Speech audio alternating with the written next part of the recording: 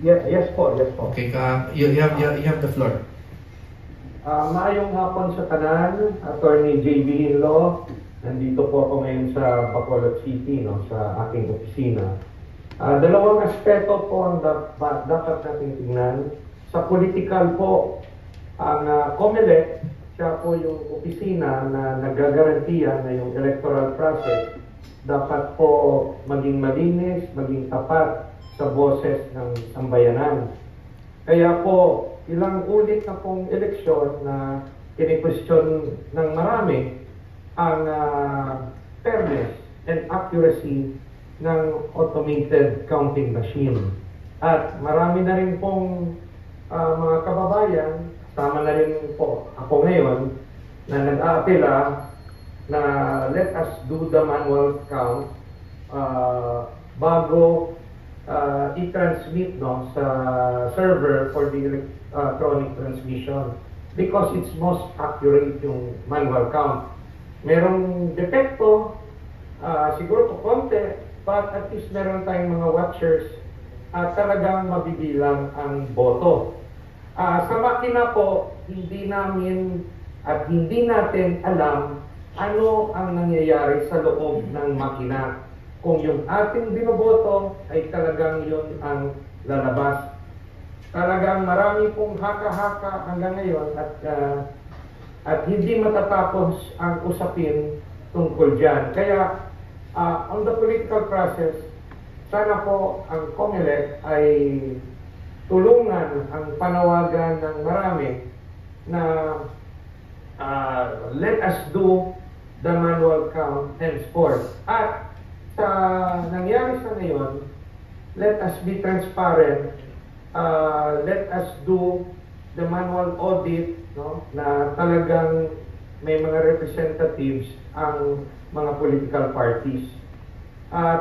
Taligan naman na aspeto nito, taligan, ang huling opisina na siyang mag-determine kung ano ang dapat gawin ay ang Korte Suprema. Ako po, no, nananawagan sa ating Korte Suprema, sana po magkaroon na po ng maagang desisyon ang mga nakabigbing kaso tungkol po sa eleksyon. Bilang isang officer of the court, I humbly appeal to our Supreme Court, please put a closure to the present dilemma and the doubts hounding our people regarding election. Sana po magkakaroon na po ng kasagutan ang mga nakabigbing kaso. Salamat po sa lahat at magkita-kita po ulit tayo one of these days. Mabuhay po ang Pilipinas. Salamat, Attorney JB Hinlo po. And lastly, we have Dr. Richard Marites Mata. I hope you can hear us. Yes. Okay. Doc Mata, you have the floor. Yes, magandang hapon po sa lahat. Dr. Mata po, nasa Davao City po ako ngayon.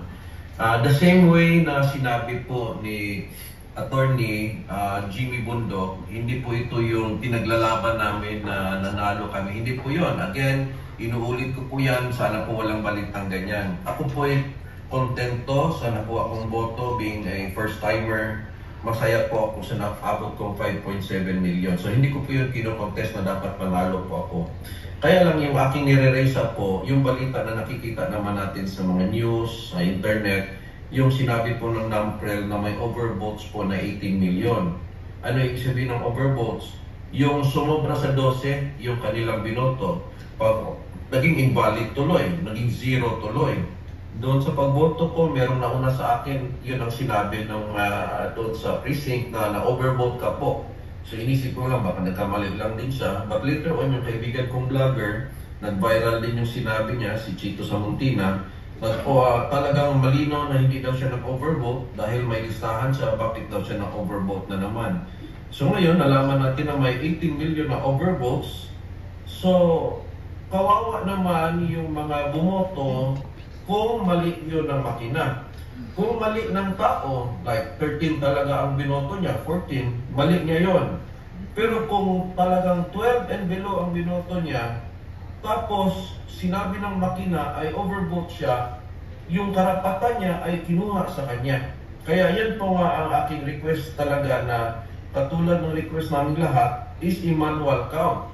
I-check, ang tanong ko po no, sa Comelec, yan po ba'y mali ng tao, yun po ba'y mali ng makina? Ilan ang mali ng makina, ilang milyon ang mali ng makina, ilang milyon ang mali ng tao? Na sila lang talaga ang nagkamaling nagboto ng mas madami sa 12. Gusto ko pa malaman ang sagot doon. Ilang milyon doon, or baka lahat yun ay ang makina ang may mali. So yun po ang ating request dahil karapatan po ng tao na mabilang ang boto niya. Kung mali ng makina yun, dapat bilang pa rin yung boto ng tao na yun dahil hindi niya nakasalanan yun. Pero kung kasalanan ng tao yun, accepted po yun. So dapat masagot po yun dahil karapatan ng tao yun. So dapat ma-priority ko. Sabihin na lang natin mahirap bilangin ang lahat-lahat. Ay may suggestion, bilangin po yung 18 million. Bilangin niya, tingnan ng computer, kaninong pangalan niya nag-overvote, tingnan yung kanyang balota, nag-overvote ba talaga, dapat third party ang titingin para hindi dadagdagan or babawasan ba o ano ba, para malinaw yung counting at may identify is it a machine error or human error. Yun po ang akin po. Magandang hapon po sa lahat.